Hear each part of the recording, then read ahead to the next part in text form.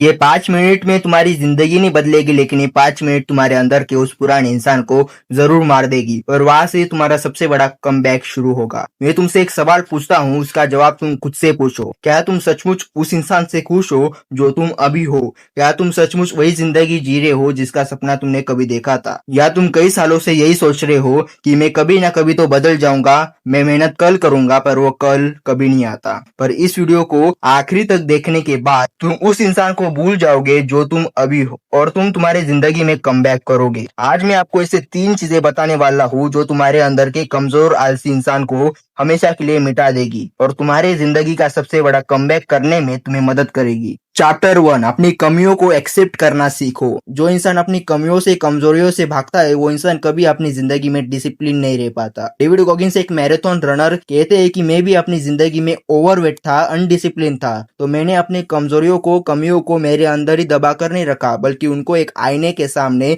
Accept किया, कबूल किया और कहा कि मैं आलसी हूँ, मैंने अपनी जिंदगी में आज तक कुछ हासिल नहीं किया, मैंने अपना वक्त उन गंदी आदतों के पीछे वेस्ट कर दिया जो मुझे अंदर से कमजोर बना रही थी। और वो कहते हैं कि उस दिन के बाद मैं पूरा बदल गया क्योंकि मुझे वो वाई का जवाब मिल गया कि क्यों मुझे डिसिप्लिन में रहना है। इसकी वजह यही है कि अगर तुम खुद से ईमानदार रहते हो और कहते हो कि कब तक मैं मेरे हालातों को, घर वालों को, लोगों को या रोज किसी बहाने को मैं मेरे जिंदगी में कामयाब न बन पाया इसलिए जिम्मेदार ठहराता रहूंगा, मुझे खुद मेरी जिम्मेदारी लेनी पड़ेगी, ये मेरी कमजोरियां है और इन्हें मुझे ही ठीक करना पड़ेगा। इसलिए अपनी कमजोरियों का स्वीकार करो, उनको टालो मत। चैप्टर 2, अपने अंदर के आलसी इंसान को कैसे मारे। अगर कोई भी काम करने से पहले जैसे सुबह जल्दी उठना, वर्कआउट करना, पढ़ाई करना या कोई भी स्किल सीखना, इन चीजों को सोचते ही तुम्हें आलस आने लगता है, वो काम बोरिंग सा लगने लगता है, तो बस तुम्हारी माँ के पास देखो और एक बार सोच के देखो, जब एक माँ अपने बच्चे को जन्म देती है तो वो ये नहीं सोचती कि मुझे कितना दर्द होगा, वो ये सोचती है कि मुझे एक बेटा या बेटी मिलेगी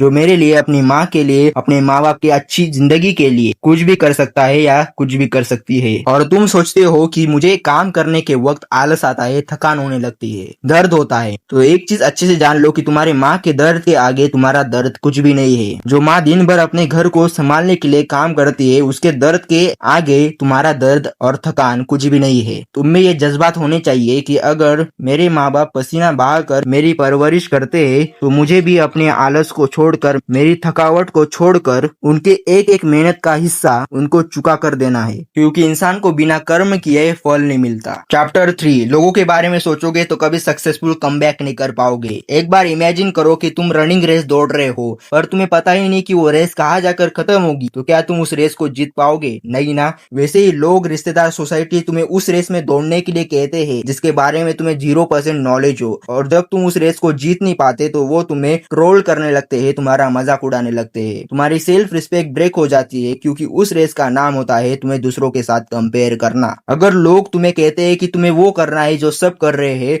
और तुम भी लोगों के प्रेशर में आके उनके हाँ में हाँ मिला देते हो, तो उसी वक्त तुम्हारे गले में उस सोसाइटी का, उन रिश्तेदारों का पट्टा बांधा जाता है, जो पट्टा कहता है कि तुम्हारी पढ़ाई या किसी चीज में इंटरेस्ट हो या ना हो, तुम्हें वही करना है जो सब कर रहे हैं, तुम्हें वही करना है जो तुम्हारे दोस्त कर रहे हैं। तुम्हारे दोस्त भले ही टॉपर हो, तुम्हें उनके आगे पढ़ाई में टॉप करना है, और तुम भी डिप्रेशन में आकर अपनी सेल्फ रिस्पेक्ट को बचाने के लिए बार बार कमबैक करते हो पर बार बार फेल हो जाते हो। तो मेरी बात ध्यान से सुनो और सोचो कि तुम्हें एक किताब लिखनी है पर तुम्हें पता ही नहीं कि उस किताब में क्या लिखना है, तो क्या तुम उस किताब को पूरा लिख पाओगे? अगर कैसे भी करके लिख भी ली तो क्या उस किताब की कोई वैल्यू करेगा? पर अगर तुम्हें उस किताब के बारे में बहुत सारा नॉलेज है तो बहुत सारे लोग उस किताब को खरीदेंगे भी और उसकी वैल्यू भी करेंगे। तुम्हारी जिंदगी भी उस किताब की तरह ही होती है। अगर तुम्हें नहीं पता कि तुम्हारी जिंदगी में तुम्हें क्या करना है, तुम लोगों की सुन के कर रहे हो, तो तुम जितनी बार कमबैक करोगे उतनी बार फेल हो जाओगे और तुम्हारी कोई वैल्यू भी नहीं करेगा। पर अगर तुम अपनी स्किल पर, अपने टैलेंट पर काम करोगे तो शुरुआत में लोग तुम्हारा मजाक उड़ाएंगे, लेकिन जब तुम सक्सेसफुल हो जाओगे तो वही लोग और रिश्तेदार तुम्हारी रिस्पेक्ट करने लगेंगे।